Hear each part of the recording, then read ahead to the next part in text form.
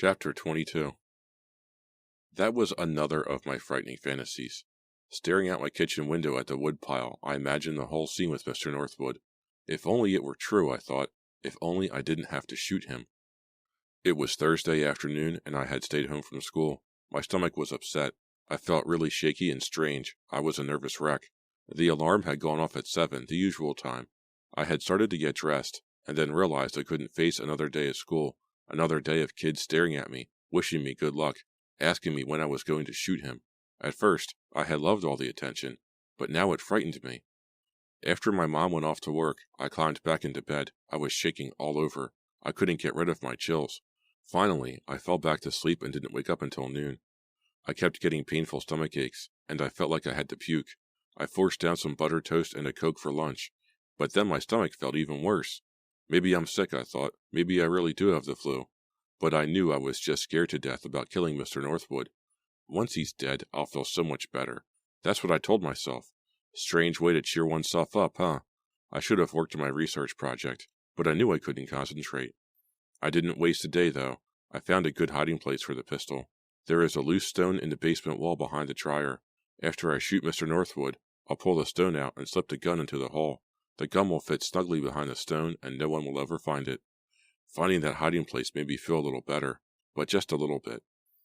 Dennis called me at 3:30. He saw that I wasn't in school and wondered if I was okay. I thought it was sweet of him to call. He's really starting to care about me, I thought. We've collected nearly $1,200, he told me, lowering his voice to a whisper. I could picture his green eyes sparkling with excitement. Wow, was all I managed to reply. I mean, it was impressive. That's a lot of money. Half of it is yours, if... Shh, I cut him off. I don't care about the money, I really don't. But you're still doing it, right? Dennis asked. I caught a little worry in his voice. Yeah, sure, I replied reluctantly. Saturday, Dennis repeated. Saturday. I didn't want him to hang up. I wanted to talk longer. I wanted to tell him that he was dumping Caitlin, that he was interested only in me now. I wanted him to tell me how brave I was, how much I was helping him, how much fun we were going to have together once Mr. Northwood was dead. But Dennis muttered goodbye, and the dial tone buzzed in my ear. As I replaced the receiver, Dennis's low voice echoed in my ear. Saturday, Saturday, Saturday. I heard sounds in the backyard. Making my way to the kitchen window, I saw Mr. Northwood, home from school, in his red and black flannel jacket and wool ski cap, bending over to pick up logs from his woodpile. That's when I had the evil fantasy of pushing the logs onto him and bashing in his skull, and making it look like a terrible accident. My daydream ended. Mr. Northwood was still standing there in the middle of his backyard, and as I stared at him, bundling 2 logs in his arms and starting to the house with them, I realized I was shaking all over. I can't take this, I cried aloud. I knew that I'd never make it to Saturday. Never. My heart pounding, I walked quickly to the desk in the living room to get the gun. I untaped the key my mother hid under the desk and slid it into the keyhole. I'm going to do it now, I decided. Chapter 23. My hand was trembling as I pulled open the drawer and reached for the gun, but I stopped shaking as soon as my hand wrapped around the pistol.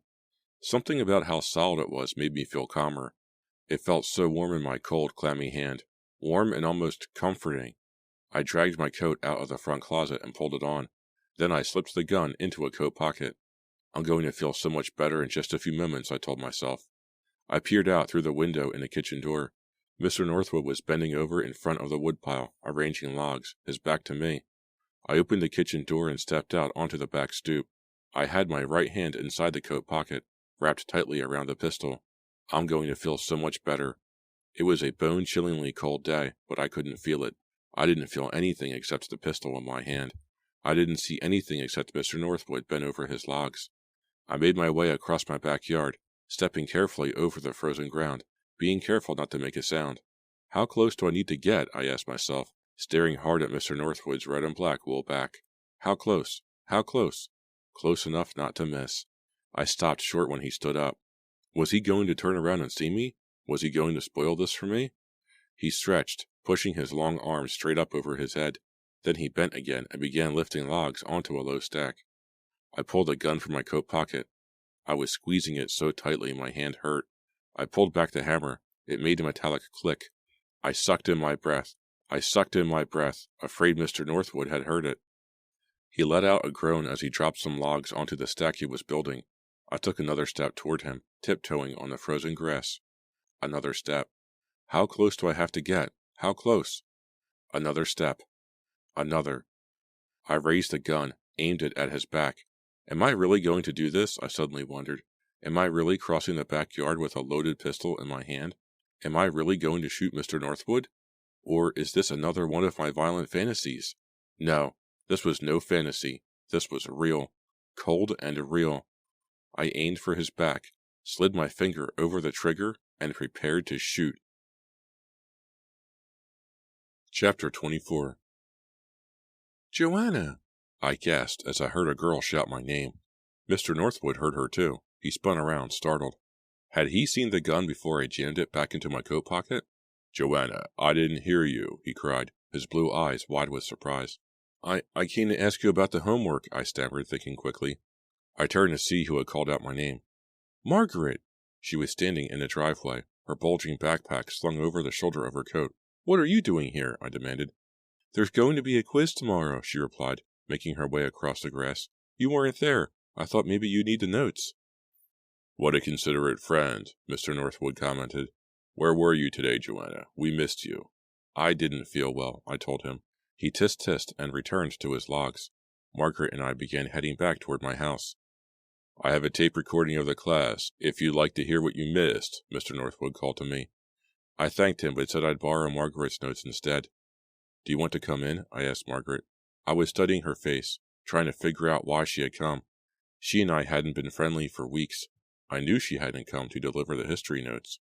No, I have only a minute, she replied. She brushed a ringlet of red hair off her forehead. The afternoon sun lowered behind the trees. A shadow rolled over both of us. The air grew colder. Everyone's talking about you, Joanna, Margaret whispered, gazing over my shoulder to Mr. Northwood. Everyone's talking about the dare, and about all the money that kids are betting. Yeah, well, what was I supposed to say? I had a sudden impulse to explain it all to Margaret. I really wanted to tell her how Mr. Northwood was ruining Dennis's life, and how he was picking only on Dennis's friends, and how he was ruining my life, too. But I knew Margaret wouldn't understand about Dennis and me. She would never understand about the dare, or about Dennis and me and the kids in our group, because Margaret wasn't one of us. She wouldn't get it. She just wouldn't. So I fought back the impulse to explain and just returned her stare. So, what do you want? I asked sharply. She hesitated, chewing her lower lip. Well, I just had to ask you, she said, her voice nearly a whisper. I mean, you're not really going to go through with it, are you? No, of course not, I told her, squeezing the gun tightly inside my coat pocket. Of course not. Chapter 25. Saturday arrived gray and blustery. A perfect day for a murder, I thought, staring down at the bare maple trees from my bedroom window. I stayed in bed until I heard the car door slam and heard Mom drive off to work. Then I quickly got cleaned up and dressed, pulling on gray sweats. I brushed and brushed my hair until my scalp hurt. I think I needed some pain to wake me up. It was nearly lunchtime, but I couldn't eat. I paced around nervously, walking from room to room like a caged lion. My stomach was churning. My throat felt so tight I could barely swallow. This is crazy, I thought. Crazy! Mr. Northwood probably won't even be home. I gazed out the kitchen window. No sign of him. The woodpile stood darkly in the center of the gray yard, like a hulking animal. A scrawny squirrel stood tensely to the left of it, its tail straight up in the air. A loud bang, a car backfiring, I think, made the squirrel dash frantically for safety. My stomach started to ache. I felt really sick. I began pacing again. One room blurred darkly into the next. Without realizing where I was going or what I was doing, I found myself in the basement. I was reaching behind the dryer, pulling out the loose stone in the wall, checking once again the place I was going to hide the gun after I had used it. Saturday afternoon. It was Saturday afternoon. Saturday, Saturday, Saturday. I repeated the word over and over until it had no meaning, until it had no sense, until nothing made sense. And then, back up in the kitchen, leaning on the windowsill, I saw Mr. Northwood appear in his backyard. His red and black wool coat was open, revealing a green turtleneck underneath. His gray hair stood up on his head, fluttering in the strong breeze. He carried an open can of paint in one hand, a fat paintbrush in the other. My heart pounding, I watched him make his way to the shed behind his garage, his head bobbing as he took his usual long strides. He's going to paint the shed, I realized, pressing my hot forehead against the cool window pane. He's going to paint the shed in his backyard, and I'm going to shoot him, because it's Saturday, Saturday, Saturday, Saturday, and nothing makes sense. My stomach churned. I pictured waves of molten lava rolling around inside me. I'm a volcano, I thought, about to erupt. I swallowed hard, trying to force back my nausea. I was in the living room now. I glanced down and saw the pistol gripped in my hand. How did it get there? I didn't remember walking from the kitchen. I didn't remember crossing the living room, opening the table drawer, lifting the gun. But I had. I had the pistol in my hand now, because it was Saturday, Saturday, Saturday, and Mr. Northwood was in his backyard, waiting to be killed. Holding the pistol in one hand, I rubbed my aching stomach with the other. Then I started to the closet to get my coat, and the doorbell rang. Chapter 26. Startled, I dropped the gun.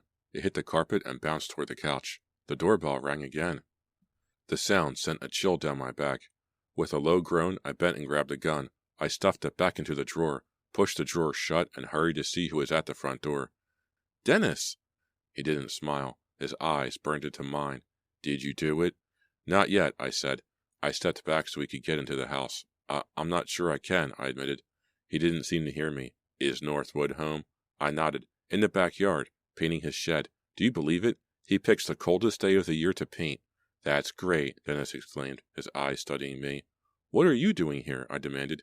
"You're not very friendly," he replied, pretending to pout. "I'm a little nervous," I told him, "and my stomach—" He interrupted me by moving forward and pressing his lips against mine. His face was cold from the outside, but his mouth was warm. "That was for moral support," he said when the kiss had ended. I trembled. My entire body was shaking. I felt as if I were made of rubber, as if I had no bones at all. "Let's get it over with," Dennis whispered in my ear, "so we can celebrate." "Celebrate," I repeated numbly. That word didn't make any sense either. Nothing made sense. Nothing. "Where's the gun?" Dennis demanded, staring intensely into my eyes. I pointed to the drawer in the green table. My stomach churned. "I'll be right back," I told him, rubbing it with one hand over my gray sweatsuit. "Where are you going?" he asked shrilly. I could see that he was nervous too. Beads of perspiration formed a glistening line across his forehead. "Just upstairs. I need to get some medicine. For my stomach. You know, the pink stuff." I hurried up the stairs, feeling dizzy and about to puke. I dived into the bathroom and slammed the door shut. I splashed cold water on my face and forced my breathing to slow down. Then I took a long swig of the pink stuff. I don't know how long I stood there, leaning over the sink, staring at my pale, frightened face in a medicine chest mirror, waiting for my stomach to stop churning and aching. I heard another car backfire somewhere outside. I heard the wind rattle our old bathroom window. I splashed more cold water on my hot face. I wanted to stay up there. I didn't want to go back down, but I knew I had to, because it was Saturday, Saturday, Saturday, and I had accepted a dare, and you can't wimp out on a dare. I made my way downstairs on rubbery legs. My stomach still ached, but I forced myself to ignore it. "You okay?" Dennis demanded, eyeing me with concern. His entire forehead glistened with sweat now, and he had bright beads of sweat over his upper lip. "He looks as pale as I do," I realized. "He seems just as tense and afraid." That's so sweet, I thought. He cares about me. Dennis really cares about me. Somehow, his being nervous for me gave me new strength. I crossed the living room and pulled the pistol from the drawer. Again it felt so warm wrapped inside my cold, wet hand. "Good luck, Joanna," Dennis whispered. I felt his warm breath in my ear. I hesitated at the kitchen door. I wanted to kiss him. I wanted to kiss him for a long, long time. There will be time for that. After. That's what I told myself as I stepped outside. It was so gray, so dark. The sky seemed to hover right over my head. The air was cold but dry. Standing on the back stoop, the pistol gripped tightly in my hand inside my coat pocket, I raised my eyes to Mr. Northwood's backyard. I looked for him first at the shed, but to my surprise, he had moved to the woodpile. He seemed to be leaning over a stack of logs, rearranging them, I guessed. I sucked in a deep breath and began moving quickly, silently across the grass. The pistol was burning hot in my hand. The dark sky appeared to whir by overhead. The ground rolled beneath my sneakers. The grass appeared to buckle and bend. The tree trunks shimmied as if made of rubber. Everything moved. Everything roared past me, The ground, the sky, the bare trees, the wind. I shut my eyes, blinked several times, opened them again, trying to force the world to return to normal. Normal? This was Saturday, not a normal day, a day when nothing made sense. Mr. Northwood leaned over the pile of logs. His arms were outstretched. The back of his coat glared at me like a target. I pulled the pistol from my pocket. I clicked back the hammer. I slipped my finger over the trigger. I stepped closer, closer. Could I do it? Could I? Chapter 27. I tried to aim for the middle of Mr. Northwood's back, but the gun began to shake in my hand. I gripped it with both hands, trying to hold it steady. Mr. Northwood's wool coat flapped behind him in a sudden gust of wind. I knew I had to shoot. Now, before he climbed up, before he turned around, before he saw me. I struggled to steady the gun. Shoot it, I ordered myself. Shoot! Shoot! Shoot! I had to shoot, because it was Saturday. But I couldn't shoot. I knew I couldn't shoot. Everything started to make sense again. I couldn't do this, I knew. I'm me. I'm Joanna. I'm not a murderer. I can't shoot someone. I can't shoot anyone. I'm Joanna, and everything is starting to make sense. What was I thinking of? I asked myself. What happened to me? I lowered the gun. I moved it behind my back. I began to feel better immediately. My stomach stopped churning. My throat loosened. I began to breathe normally again. I'm not a murderer. I'm me. I'm Joanna. I'm not going to do it. Not. It's Saturday, but I'm not going to kill him. Mr. Northwood didn't move. Everything made sense again, except Mr. Northwood didn't move. The wind gusted. His red and black coat flapped. He didn't move. His arms hung limply over the stack of logs. Mr. Northwood? I slipped the gun into my coat pocket. Mr. Northwood? My voice, weak and trembling, blew back at me in the gusting wind. He didn't move. I stepped closer. Closer.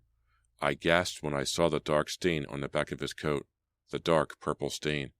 The dark purple blood stain. Mr. Northwood? Why didn't he answer me? Why didn't he move? I stared at the round purple stain on the coat. As it came into focus, I saw that the stain surrounded a deep hole, a hole through the coat, a hole in Mr. Northwood's back. Then I lowered my eyes to the dark puddle of blood on the ground in front of the woodpile. Mr. Northwood? Mr. Northwood?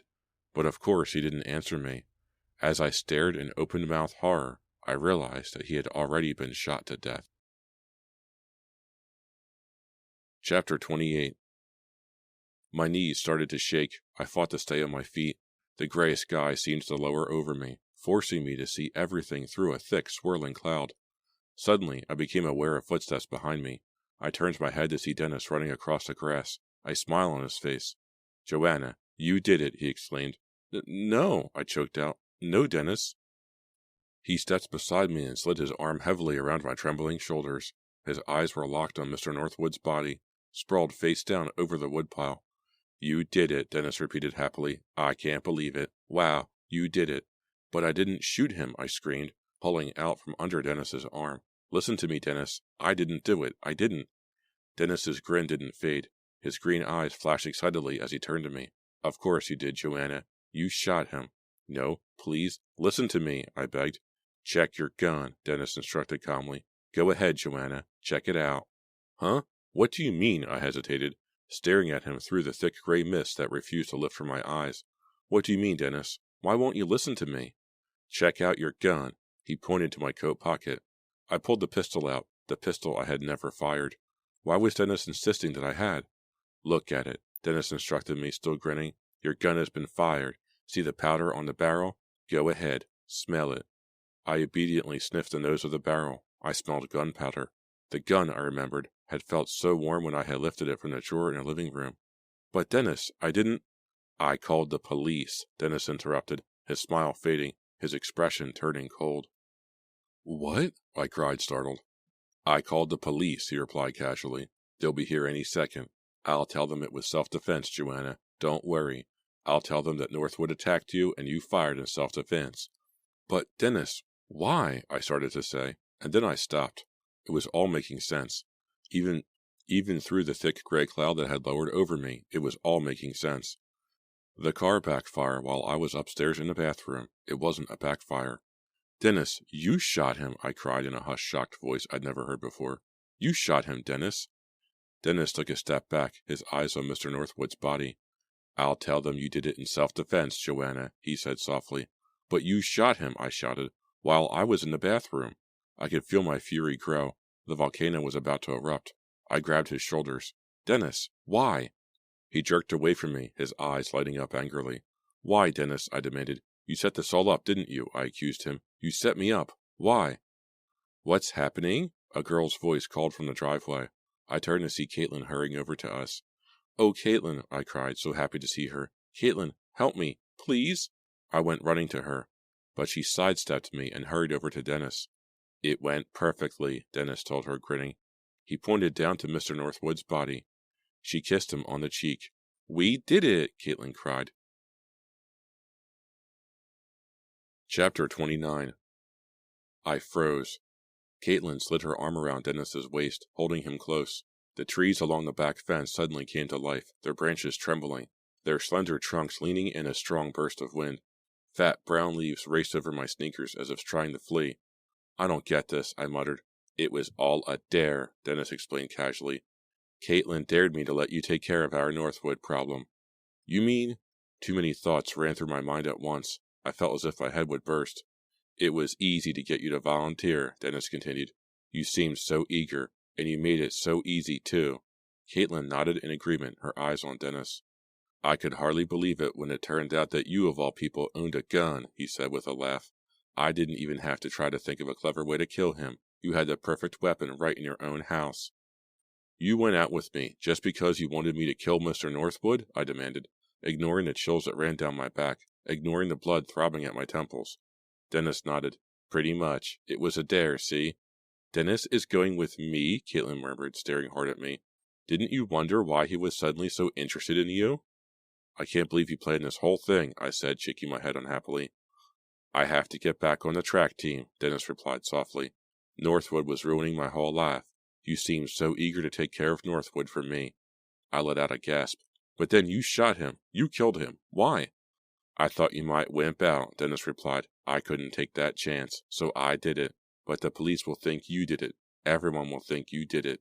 Something inside me exploded. The volcano went off. My anger, my hurt, burst out of me in a flood of cries and furious words.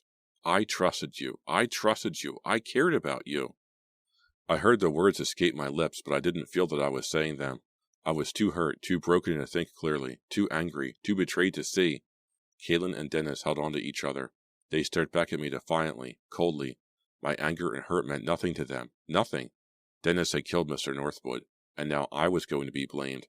My life was ruined so that Dennis could rejoin the track team and live happily ever after with Caitlin. I heard sirens approaching from the street. They blended with my own furious screams. I was out of control, out of myself, out of my head. I can't let you do this to me, I shrieked at Dennis. The pistol was in my hand. I raised it to Dennis's chest and pulled the trigger. Chapter 30. No, I didn't. I couldn't. I'm not a killer. I was breathing hard, gasping for air. I felt as if I were choking, drowning, going under, down, down into frightening darkness. What was that angry wail? Was it my desperate cry? Was it the police siren? Why was it so dark, so terrifyingly dark? Why couldn't I breathe?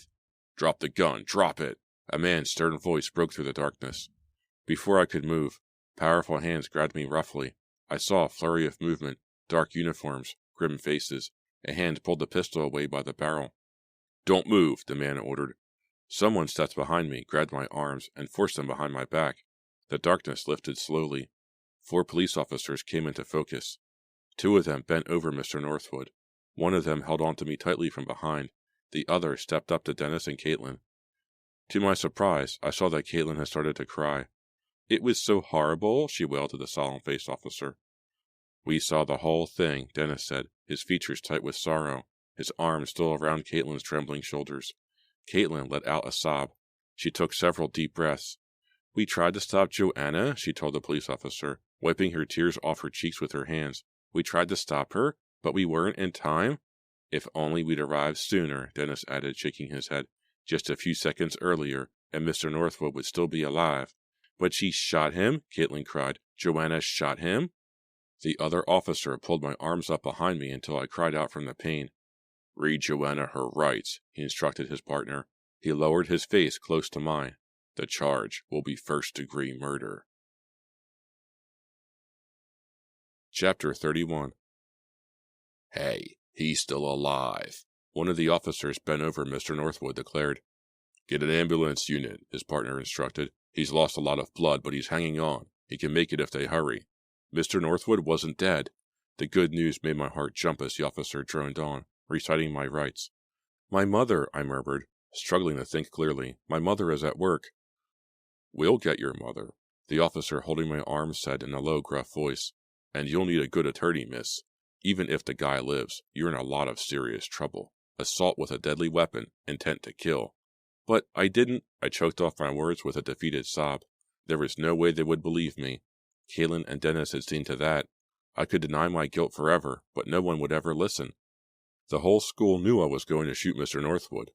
There were 100 witnesses who could tell the police about the bets on whether or not I would do it. Besides, the police didn't even need other witnesses. They had caught me with the gun that had shot Mr. Northwood.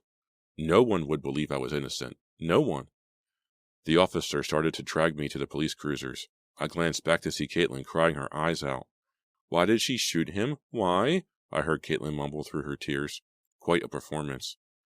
The officer had pulled me to the driveway when we heard the other policeman's surprised cry. Hey, Walt, come back here. Take a look at this. He turned me roughly around and pulled me back toward the woodpile. Dennis was still comforting Caitlin. 2 officers were staring at something in their partner's hand. I pulled this from the victim's coat pocket, the officer said. He held up Mr. Northwood's tiny cassette recorder. So what? Another officer demanded. It's on. It's recording, his partner replied. I'll bet we have the whole shooting on tape here. Caitlin abruptly stopped crying. She and Dennis stared in silent horror as the policeman pushed a button and started to rewind the cassette in the tiny recorder. I don't believe this, one of the officers exclaimed. We heard jabbering backward voices at high speed. Then the officer pushed another button, and we heard Dennis say, It was all a dare. Caitlin dared me to let you take care of our Northwood problem. No one moved. No one breathed.